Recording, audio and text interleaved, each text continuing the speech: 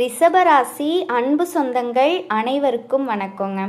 ரிஷபராசிக்காரர்களே, ரிஷபம் அப்படின்னாவே தன்னோட கஷ்டத்தையும் கண்ணீரையும் ஒரு பொருட்டா கூட யார்கிட்டையுமே காட்டிக்காதவங்க.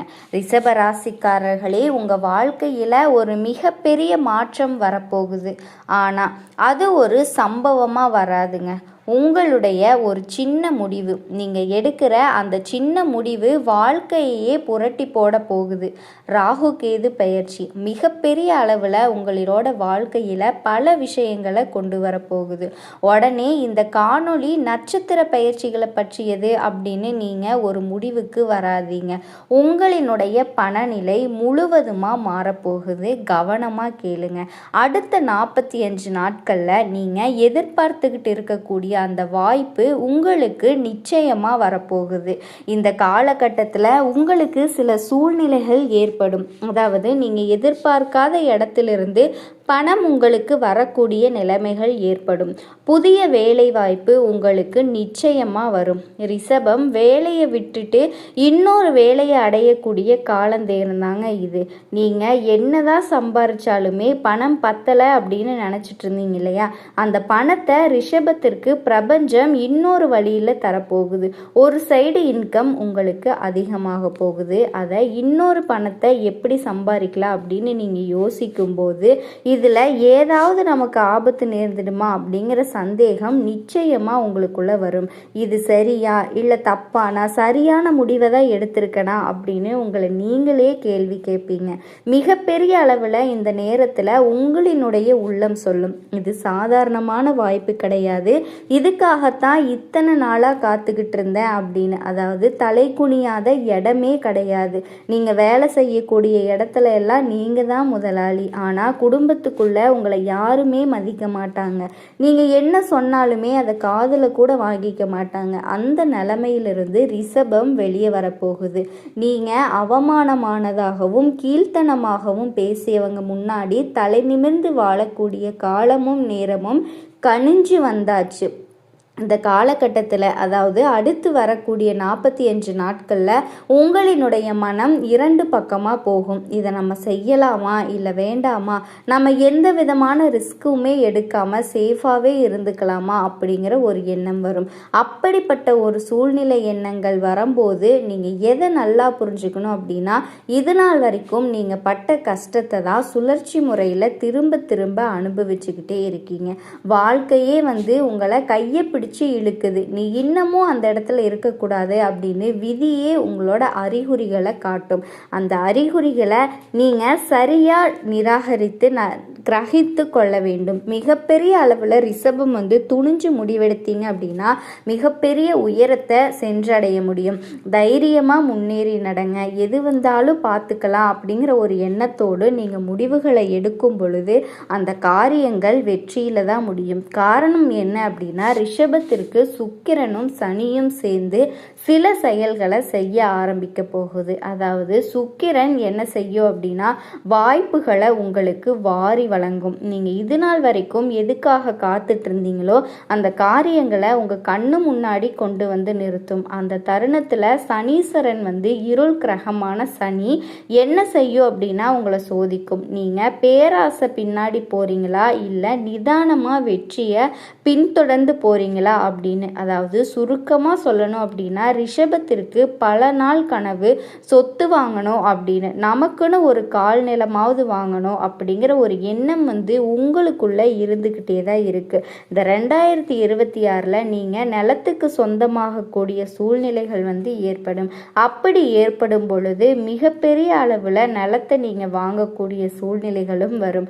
அதாவது நீங்கள் ஆசைப்பட்டதை விட அதிகமான நிலம் உங்களோட கண்முன்னே நிற்கும். நீங்கள் அந்த தருணத்தில் நிதானமாக நிறுத்தி முடிவெடுக்கணும். 1க்கு 100 முறை பல விஷயங்களை அலசி ஆராயணும்.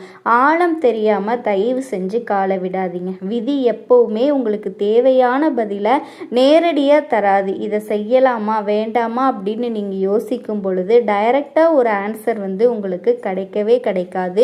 குழப்பங்கள் ஏற்படும், தாமதங்கள் அந்த இடத்துல உருவாகும். அந்த நேரத்தில் நமக்கு என்ன தேவை அப்படிங்கிற முடிவை நீங்கள் தான் எடுக்கணும். கண்டம் விட்டு கண்டம் தாண்டக்கூடிய சூழ்நிலைகளும் ரிஷபத்திற்கு ஏற்படுங்க.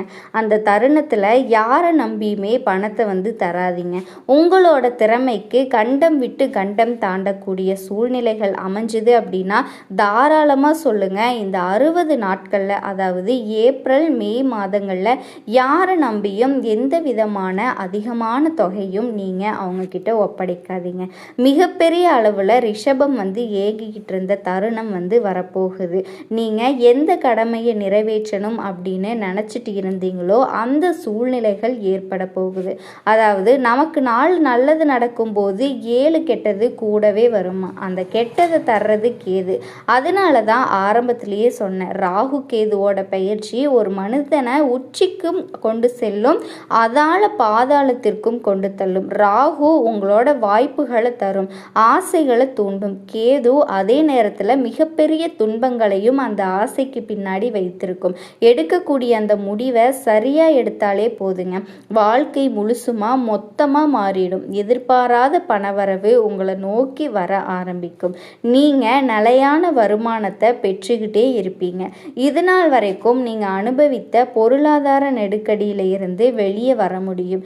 நீங்கள் எதை நினச்சிங்களோ, எந்த நிலைமைக்கு போகணும் அப்படின்னு ஆசைப்பட்டீங்களோ, வாழ்க்கை உங்களை அந்த நிலைமைக்கு கொண்டு போக போகுதுங்க. நீங்கள் என்னதான் மனோசக்தியோட பலமாக இருந்தாலுமே தெய்வ சக்தியோட பலமும் உங்களுக்கு இந்த நேரத்தில் தேவை. நீங்கள் சிவபெருமானினுடைய லிங்கத்திற்கு பூஜைகள் செய்யும் போது மிகப்பெரிய அளவில் சனீஸ்வரனால் ஏற்படக்கூடிய தடைகள் விலகும். அந்த மகேஸ்வரனுடைய அருள் இருக்கும் பொழுது நீங்கள் எந்த விதமான சிக்கல்களிலும் மாட்டிக்காமல் இருப்பீங்க. ஏன்னா அடுத்து வரக்கூடிய 2 மாதங்கள் உங்கள் கண்ணு முன்னாடி நல்லதும் இருக்கும் கெட்டதும் இருக்கும். ஆனால் எது நல்லது எது கெட்டது அப்படின்னு உங்களால் உணரவே முடிவெடுக்கவே முடியாத ஒரு நிலைமையும் வரும். காரணம் என்னன்னா, நீங்கள் வாழ்க்கையில் எப்படியாவது முன்னேறணும் அப்படிங்கிற ஒரு எண்ணத்தோட அனுதினமும் யோசிச்சுட்டே இருக்கீங்க. முதல்ல ஆழமாக சிந்திக்கிறத நிறுத்துங்க. நீங்கள் எவ்வளவுக்கு எவ்வளோ ஆழமாக யோசிக்கிறீங்களோ அந்த அளவுக்கு உங்களினுடைய கண்களுக்கு உண்மைகளும் பொய்யாகத்தான் தெரியும். காரியங்களையும் தள்ளி போடாதீங்க. நாளைக்கு பார்த்துக்கலாம், பிறகு பார்த்துக்கலாம் அப்படின்னு டிலே பண்ணாதீங்க. வாழ்க்கை ஒரு முறை மட்டும்தான். உங்களுக்கு சில வாய்ப்புகளை தரும். அதை தவற விட்டுட்டீங்க அப்படின்னா அதோடு திரும்ப வர்றதுக்கு மிகப்பெரிய காலதாமதம் ஆகும். அதனால எந்த ஒரு தருணத்திலையும் நீங்க நினைச்சதை மாத்தி யோசிக்காதீங்க. நீங்க 6 மாசமா ஒரு முடிவெடுக்கணும் அப்படின்னு யோசிச்சிருப்பீங்க. அந்த காரியங்கள் வரும் பொழுது இதற்கு பதிலாக அதை செஞ்சா நல்லா இருக்கலாமே அப்படின்னு யோசிச்சு தப்பான முடிவை தயவு செஞ்சு எடுத்துட்டு அதுக்கப்புறமா விதியின் மீது பழியை நீங்க போடாதீங்க. ஏன் இவ்வளவு ஆழமா சொல்றேன் அப்படின்னா, ரிஷபத்தோட கைகளில் பணம் புரள போகுது. நீங்க மிகப்பெரிய அளவுல பணத்தை செல்வத்தை அடைய போறீங்க. வெள்ளிக்கிழமைகளில் உங்களினுடைய மனதை சாந்த நிலையில வச்சுக்கிட்டு அதிகாலை பிரம்ம முகூர்த்த நேரத்தில் எழுந்து இந்த பிரபஞ்சத்தில் நன்றிகளை கூறுங்க. நான் இது நாள் வரைக்கும் பல கஷ்டங்களை கடந்து வந்துட்டேன், அதுக்கு மிகப்பெரிய நன்றி அப்படின்னு சொல்லுங்க. மேலும் நான் வாழ்க்கையில் ஜெயிக்கிறதுக்கு தெய்வ சக்திகள் என்னோடவே இருப்பதற்கு மிகப்பெரிய நன்றி அப்படின்னு சொல்லுங்க. எல்லாத்தையுமே நீங்கள் நடக்கும் அப்படின்னு நம்பி வேண்டுங்க. நடக்குமா அப்படின்னு பிரபஞ்சத்திற்கிடமே கேள்வியை கேட்காதீங்க. தெய்வத்துக்கிட்ட கோரிக்கைகளை வைக்காதீங்க. நான் அந்த நிலத்தை வாங்கிடுவேனா அப்படின்னு நீங்கள் நினச்சா வாங்கலாம், வாங்க முடியாமலும் போகலாம். நான் அந்த நிலத்தை வாங்கியே தீருவேன் அப்படின்னு, நான் அந்த வேலையை அடைஞ்சே தீருவேன், நான் மிகப்பெரிய லட்சாதிபதியாக மாறியே தீருவேன் அப்படின்னு மிகப்பெரிய ஒரு தீர்மானத்தோடு நீங்கள் முடிவை எடுத்தீங்க அப்படின்னா அந்த எண்ணங்கள் பிரபஞ்சத்தோட ஊடுருவி உங்களுக்கே அந்த எண்ணங்கள் எதிரொலியாக திரும்பி வரும். மிகப்பெரிய அளவில் ரிஷபம் குடிசையை விட்டு கோபுரத்தை விட்டு நகர்ந்தே தீரும். அதில் எந்த விதமான மாற்று கருத்துமே கிடையாது. சனீஸ்வரனை நினச்சிக்கிட்டே சனிக்கிழமை தோறும் மதிய நேரத்தில் காகத்திற்கு கருப்பு எள்ளை தயிர் சாதத்தில் கலந்து வைங்க. மிகப்பெரிய அளவில் உங்களை சுற்றி இருக்கக்கூடிய இருள் விலகும். ரிஷபம், இருளிலிருந்து வெளிச்சத்திற்கு வரக்கூடிய கால நேரந்தாங்க இது. ரிஷபராசியில் இருக்கக்கூடிய எனது அன்பான அன்பர்களே, அடுத்த 2 மாதங்கள் உங்களோட வாழ்க்கையில் ரொம்பவே முக்கியமானது. அந்த நாட்களில் மிகப்பெரிய வாய்ப்பு வரும். அது பெரியதாக தெரியாது. நீங்கள் உன்னிப்பாக கவனிச்சிங்க அப்படின்னா அந்த வாய்ப்பு உங்களோட வாழ்க்கையே எதிர்காலத்தையே முழுவதுமாக மாற்றும். நீங்கள் அந்த தருணத்தில் பயந்தீங்க அப்படின்னா உங்களினுடைய வாழ்க்கை ரொம்பவே கஷ்டமாக இருக்கும். அதனால் எதுவாக இருந்தாலும் தைரியத்தோடையும் தன்னம்பிக்கையோடையும். ரிஷபராசி அன்பு சொந்தங்கள் அனைவருக்கும் வணக்கங்க. சமீப காலமாக மனசில் ஏதோ ஒரு குழப்பம், இல்லை எப்போ நல்ல மாற்றம் வரும் அப்படின்னு ஒரு கேள்வி இருந்தால் அந்த கேள்விக்கான பதிலை தேடித்தாங்க இப்போ நீங்கள் வந்திருக்கீங்க. இன்னைக்கு நம்ம ரிஷபராசிக்காரங்களோட வாழ்க்கையில் இருக்கிற சில மறைக்கப்பட்ட சவால்களையும் அதுக்கான சக்தி வாய்ந்த தீர்வுகளையும் பற்றி தாங்க ரொம்ப ஆழமாக பார்க்க போகிறேங்க. ரிஷபராசிக்காரர்களோட வாழ்க்கையில் ஒரு பெரிய முரண்பாடு இருக்குங்க. அதாவது அவங்களோட வலிமைக்கும் போராட்டத்துக்கும் நடுவில் ஒரு பெரிய போராட்டம் நடக்குங்க. அது என்ன அப்படின்னு இப்போ நம்ம பார்க்கலாம். இந்த ஒரு வரியே அவங்களோட மொத்த பிரச்சனையையும் சொல்லிடுதுங்க. அதாவது வெளியில இருந்து பார்க்கும்போது அவங்க ரொம்ப ஸ்ட்ராங்காக எல்லாம் சரியாக இருக்கிற மாதிரி தெரிவாங்க. ஆனால் உள்ளுக்குள்ள அவங்க மிகப்பெரிய போராட்டங்களை சந்திச்சிட்டு இருப்பாங்க. உண்மையை சொல்ல போனால் அவங்க வாழ்க்கையில் நரக வேதனைக்கு சமமான கஷ்டங்களை அனுபவிச்சிருப்பாங்க. ஆனால் அதை ஒரு துளி அளவு கூட வெளியில் காட்டிக்கவே மாட்டாங்க. குடும்ப பிரச்சனைகள் கூட இருந்தே செஞ்ச துரோகங்கள்லேருந்து எல்லா சுமைகளையும் தனியாளாக மௌனமாக சுமந்துக்கிட்டு இருப்பாங்க. இந்த தொடர்ச்சியான அழுத்தம் காலப்போக்கில் அவங்கள ரொம்ப கூர்மையான எந்த ஒரு பிரச்சனையும் தாங்கிக்கிற சக்தி கொண்டவங்களாக மாற்றிடுது. சரி, இந்த போராட்டத்துக்கு எல்லாம் ஜோதிட ரீதியாக என்னதான் காரணம் அதை பார்க்கலாங்க. இப்போ நம்ம இதுக்கு பின்னாடி இருக்கிற ஆஸ்ட்ராலஜிக்கல் காரணத்தை கொஞ்சம் ஆழமாக பார்க்கலாமா? இது நம்ம நினைக்கிற மாதிரி அவ்வளவு சிம்பிளான விஷயம் கிடையாதுங்க. பொதுவாகவே ஜோதிடம் தெரிஞ்ச நிறைய பேருக்கு தெரியுங்க, ரிஷபராசியில் சந்திரன் உச்சம் பெறுவார் அப்படின்னு. அப்போ அது ஒரு பெரிய பலம் தானே. வாழ்க்கை நல்லா தானே இருக்கணும். ஆனால் உண்மைக்கு உண்மை அதுக்கு நேர்மாறாக இருக்குதுங்க.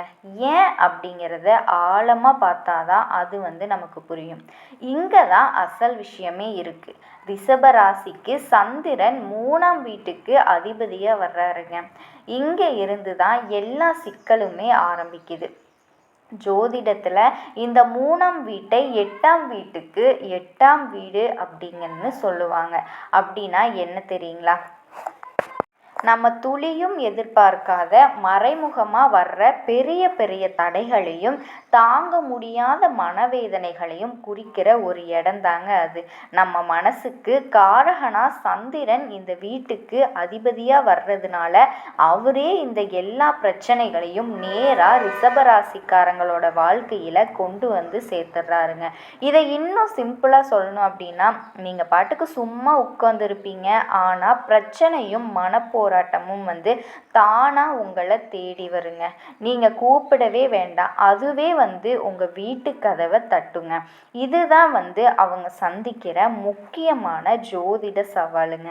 அப்போ இப்படி இடைவிடாமல் தொடர்கிற இந்த மன போராட்டத்துக்கு என்னதான் தீர்வு? ராசியோட அமைப்பில் பிரச்சனை இருந்தால் என்ன செய்ய முடியும்? வாங்க அதுக்கு ஒரு ரொம்ப சக்தி வாய்ந்த பரிகாரத்தை பற்றி தாங்க இப்போ பார்க்க போகிறோம். இந்த பிரச்சனைக்கு ஒரு தெய்வீகமான தீர்வு இருக்குங்க. அதுக்காக நம்ம ஒரு குறிப்பிட்ட சக்தி வாய்ந்த இடத்துக்கு ஒரு புனிதமான பயணத்தை மேற்கொள்ளணும். அந்த இடம்தாங்க விஜயவாடாவில் இருக்கிற கனகதிர்க கோயிலுங்க. ஆனால் ஏன் குறிப்பாக இந்த கோயில் அப்படின்னா, அங்கே என்ன ஸ்பெஷல் அப்படின்னா, இந்த கோயிலோட அமைப்பே சந்திரனால் வர பிரச்சனைகளை சரி பண்ணுறதுக்காகவே பிரத்யோகமாக வடிவமைக்கப்பட்டது அப்படின்னு சொல்லப்படுதுங்க. இங்கே மூலவரான கனகதுர்கா அஷ்டலக்ஷ்மிகளுக்கு நடுவில் இருக்காங்க. அந்த இடத்தோட தெய்வீக சக்தியே வந்து நமக்கு கஷ்டம் கொடுக்குற கிரகங்களோட நெகட்டிவ் எனர்ஜியை வந்து நியூரல் பண்ணிருங்க. சொல்லப்போனால் இது ஒரு டைரக்ட் ஸ்பிரிச்சுவல் ஃபிக்ஸ் மாதிரி தாங்க. ஆனால் ஒரு நிமிஷம் கோயிலுக்கு போகிறது மட்டும் முழுமையான தீர்வு கிடையாதுங்க. அது வந்து முதல் படி தான். அடுத்ததாக நம்ம செய்ய வேண்டிய ஒரு முக்கியமான விஷயம் வந்து இருக்குங்க. அதுதான் நம்மளோட மொத்த எனர்ஜியையும் பாசிட்டிவாக மாற்ற போகுது. இந்த பரிகாரத்தோட தத்துவம் வந்து எவ்வளவு அழகாக இருக்குது அப்படின்னு, என் பிரச்சனை, என் தேவையில்லாத கஷ்டங்கள் உங்களை ஆட்டோமேட்டிக்காக தேடி வருதுங்க. அதுக்கு தீர்வு என்ன? நீங்கள் மற்றவங்களுக்கு சாப்பாடு கொடுக்கறதுக்காக, அதாவது அன்னதானம் செய்கிறதுக்காக நீங்களாக முன் வந்து அவங்கள தேடி போகணுங்க. வர்ற நெகட்டிவ் எனர்ஜியை நீங்கள் கொடுக்குற பாசிட்டிவ் எனர்ஜியால் கவுண்டர் பண்ணுறீங்க. அப்போது அன்னதானம் எப்படி பண்ணுறது அப்படின்னா, நீங்கள் இந்த விஜயவாடா கோயிலுக்கே அன்னதானத்துக்காக டொனேட் பண்ணலாங்க. அது மட்டும் இல்லாமல் உங்கள் டெய்லி லைஃப்லேயே இது ஒரு பழக்கமாக்கிக்கிட்டீங்க அப்படின்னா உங்களுக்கு சந்திரனால் வரக்கூடிய பாதிப்புகள் வந்து எல்லாமே குறையுதுங்க. கண்டிப்பாக நீங்கள் எதிர்பார்த்த நல்ல வாழ்க்கை வரும். முழு மனசோட செய்யுங்க. கடந்த காலகட்டங்களில் நீங்கள் சனி பகவான் மூலமாக எதையெல்லாம் இழந்தீங்களோ அது எல்லாத்தையுமே திரும்பி பெறக்கூடிய காலகட்டமாக பார்க்கப்படுதுங்க. அதுக்கு அடுத்ததாக குருவோட வக்ர நிவர்த்திங்க. இத்தனை நாளாக 8ஆம் இடத்துல இருந்த குரு பகவான் இப்போ 3ஆம் இடமான லக்னஸ்தானத்தை நோக்கி வர்றதுனால இத்தனை நாட்களாக கிடைக்காம இருந்த ஒட்டுமொத்த குரு பயிற்சி பலன்களும் தற்போது உங்களுக்கு முழுமையாக கிடைக்க போகுதுங்க. அதன் மூலமாக பொருளாதாரத்தில் மிகப்பெரிய ஒரு அசுர வளர்ச்சி அப்படிங்கிறது உங்களுக்கு வரக்கூடிய நாளில் காத்துட்ருக்குங்க. அடுத்ததாக சுக்கிர பயிற்சி. சுக்கிர பயிற்சியை பொறுத்த வரைக்கும் ரிஷப ராசிக்காரன் உங்களுக்கு வீட்டில் இருந்து பக்கத்தில் இருக்கக்கூடிய மிதுன ராசி வீட்டுக்கு சுக்கிர பகவான் பெயர்ந்திருக்காரு.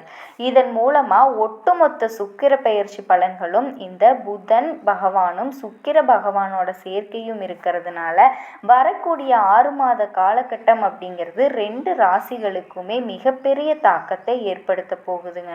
ஒரு உச்சத்திற்கு போகக்கூடிய வாய்ப்பு அப்படின்னு சொல்லலாங்க. ஏன்னா ஒருத்த வாழ்க்கையில் கொடிக்கட்டி பறக்கிறான் அப்படின்னா அவனை பார்க்குறவங்க எல்லாருமே அவனுக்கு என்னப்பா சுக்கிரன் உச்சத்தில் இருக்காருன்னு சொல்லுவாங்க இல்லையா? அந்த அளவுக்கு ஒரு உச்சத்திற்கு போகக்கூடிய மிகப்பெரிய வாய்ப்புகளும் அதிர்ஷ்டங்களும் ரிஷப ராசிக்காரர்களுக்கு அதிகமாகவே இருக்குதுங்க. அடுத்தது ராகு கேது பயிற்சி.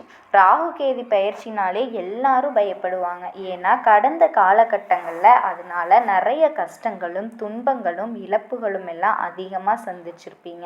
இப்போ நடக்கக்கூடிய இந்த ராகு கேது காலகட்டத்தில் நிறைய விஷயங்கள் அதுக்காக எஃபர்ட் போட்டிருப்பீங்க. அது கிடைக்கும் அப்படின்னு ரொம்ப ஆவலோடு எதிர்பார்த்துருப்பீங்க. ஆனால் அது கிடைக்காம போயிருக்குங்க.